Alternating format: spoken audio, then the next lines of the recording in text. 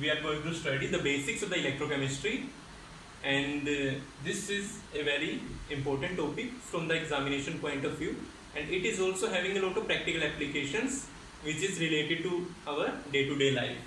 So now let's start. So this term electrochemistry has been generated from two words or two terms that are here. Basically the electro refers to the electricity,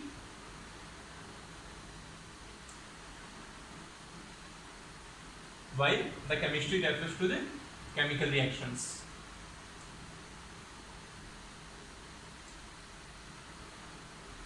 Okay, so electrochemistry is just the relationship between the electricity and the chemical reaction. Now this relationship we can explain by the two ways.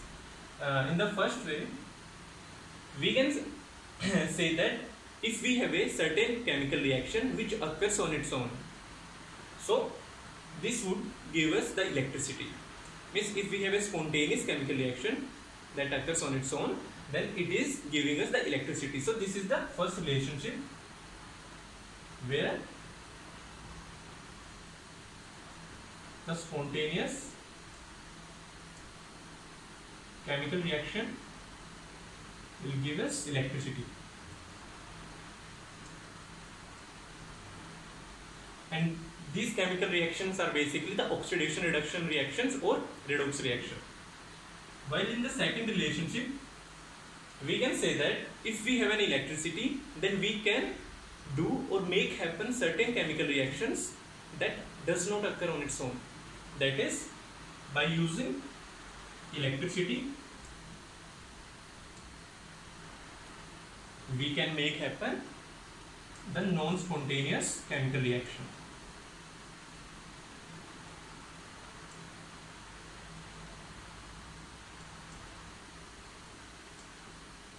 So this was the second relationship between the electricity and the chemical reactions. Now before going there, let's study what is electricity. As we know, electricity is just the movement of electron. So if the electron is moving through anything, this movement of electron could be through wire, or it could be some home appliance like TV, fridge, fan, or just anything.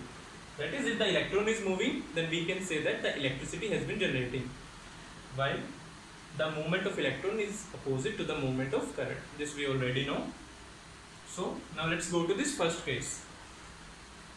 So if we have two atoms or ions that are A and B, such that the electron is moving from A to B through some oxidation reduction reaction or a redox reaction, right, which is spontaneous.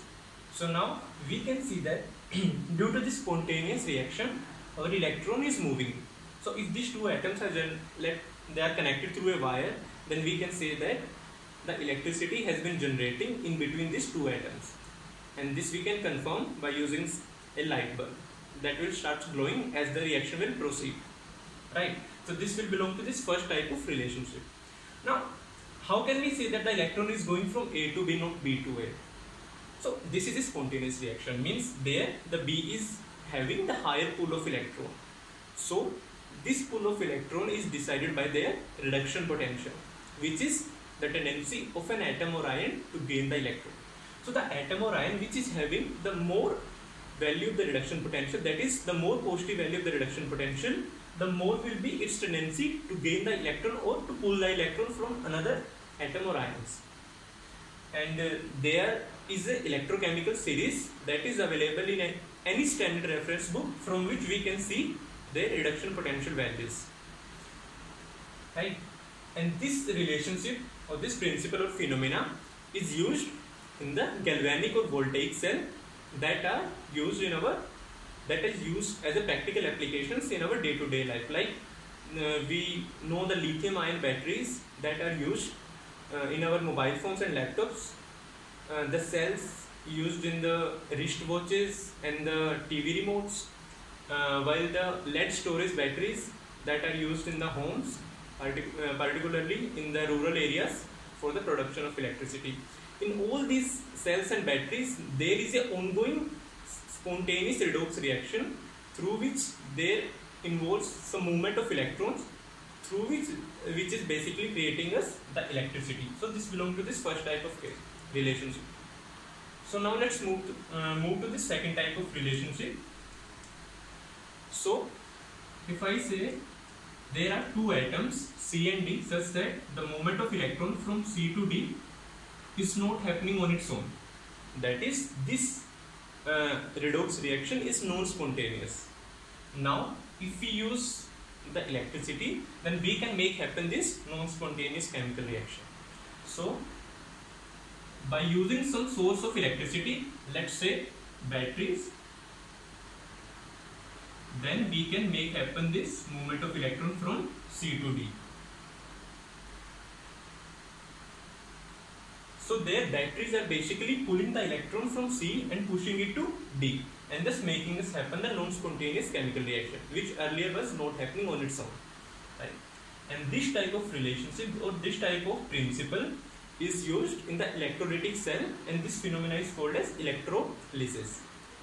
So in our as a practical applications, this is used for the production of certain metals like aluminium, magnesium, while certain non-metals like fluorine, chlorine, and also this is also used for the electroplating purpose. That is, if we have to port one metal to another, then we can use this principle, right? So as we can see, this was just about the basic, and so we can see it was just an overview video of the electrochemistry, and in the later videos we will discuss in more details about these two type of relationships. And thank you so much. Please like and subscribe.